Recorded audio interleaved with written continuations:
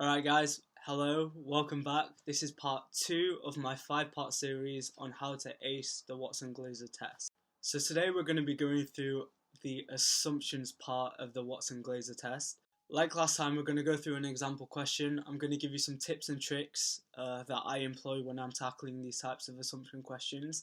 And hopefully by the end of the video you should be more familiar and at more ease when it comes to doing these assumption types of questions. So let's get into it. So welcome back guys, let's get straight into it. Recognition of assumptions.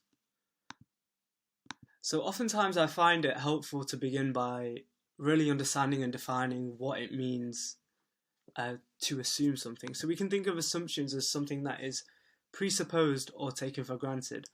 And I'll give an example right off the bat. If you say, for example, when I'll graduate in June, you're taking for granted or you're assuming a number of things. For example, we assume that you'll still be alive in June. We assume that your school will judge you eligible for graduation in June. And you assume other sort of similar things along those lines. So in this type of question, in the Watson-Glaser test, you're given a question statement and an answer statement, and you must determine whether to come to that conclusion in the answer. Either an assumption has been made or an assumption has not been made. So you can think of these types of questions of comprising of one statement, and the questions are focused around just that text or that statement. And you must also assume that all of the information in these statements is true. And remember, and this is really, really important, do not use any outside knowledge to try and inform your answer. Everything has to be based around the text. All of the conclusions and ideas that you draw have to be based upon what you're given. You cannot inform your decision making through any outside information or understanding. We can go straight into an example question, and the type of question that we're going to be tackling with is as follows. We need to save time in getting there, so we'd better go by plane. That is all they've given you for your source text. We need to save time in getting there, so we'd better go by plane. Now the first assumption that we've got to consider is going by plane will take less time than going by some other means of transportation. So I'm going to give you all a minute to pause the video, have a go if you like at this question, and we'll come back and look at it and analyse tips and techniques together.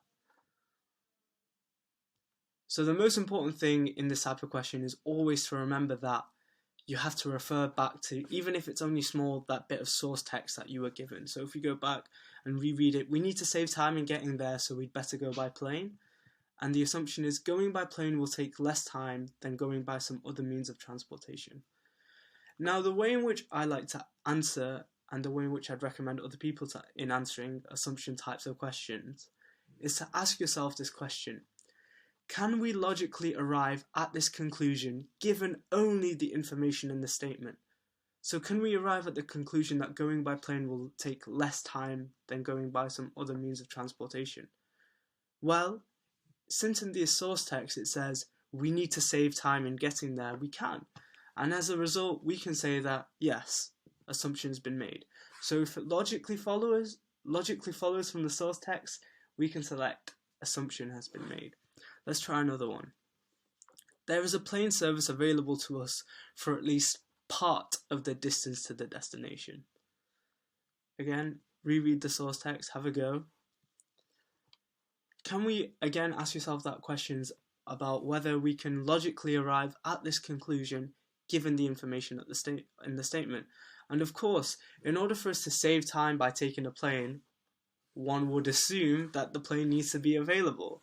We can logically derive this conclusion from the source text, and as a result we can select assumption being made. How about the next one? Travel by plane is more convenient than travel by train.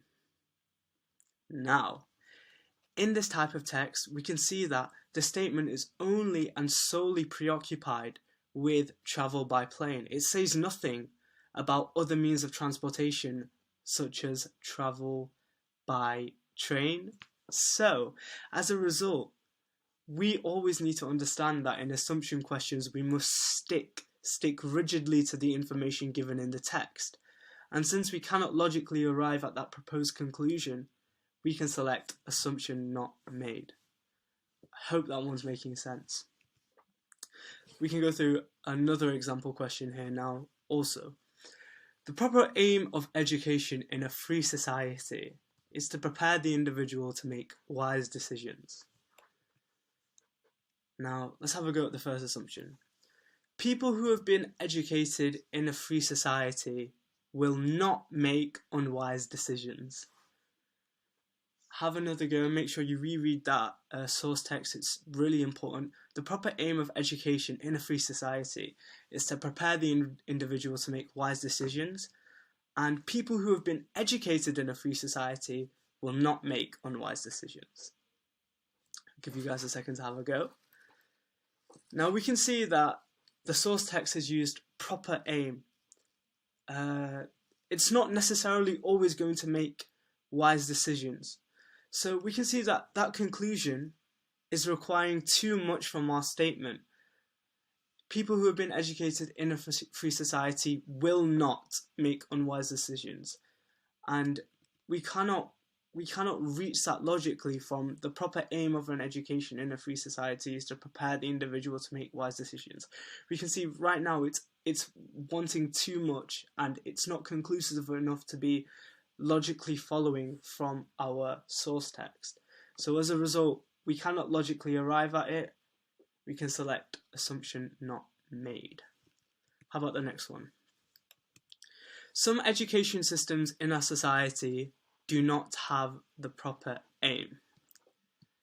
Now, the interesting element of this is some. There's been no mention in our source text statement about any external systems of education. As a result, we cannot logically arrive based on the information given in our source text that this can be concluded. There's no reference to any other sorts of education systems. So we can say, as a result, it doesn't logically follow that conclusion of some education systems in our society do not have the proper aim, and we can select assumption not made. How about the third and final one? Some kinds of education can help individuals make wise decisions. So here, again, like the last one, some is an unquantified amount, but it indicates that there is at least one type of education which can help individuals make wise decisions, right? Some indicates that there must be at least one. Maybe not all, but at least one. And in regards to our original source text, if we just go back, the proper aim of education in a free society is to prepare the individual to make wise decisions. So we can see that we can, for some types of education, even though it's unquantified, it indicates at least one.